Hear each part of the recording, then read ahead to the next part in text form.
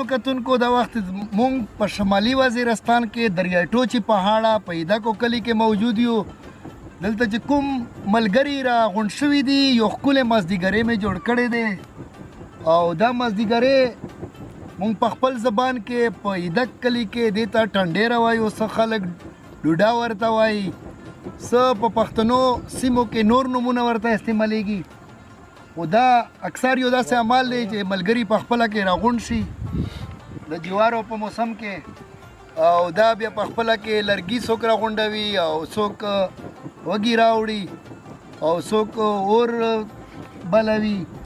نو زنو ته د خوراک دپاره هم او د انټرټینمنټ دپاره هم یو تنظیم وشي، ګپې شپې هم لګي او پکې خوراکونه هم وکړو او زنو ته وږي تیار کړو او خوري.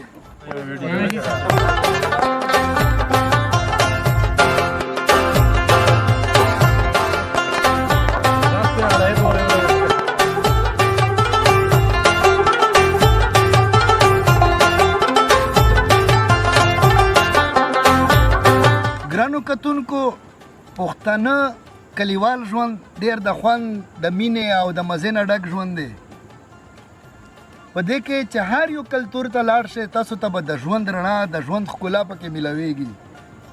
زمونږ د کلیوال ژوند کې دا ټنډېره یا ډوډا هم د مزې د دې کلتور یا د دې کلیوال ژوند یوه ډېره ښکلې حصه ده او ډېر خلک مزه ترې اخلي.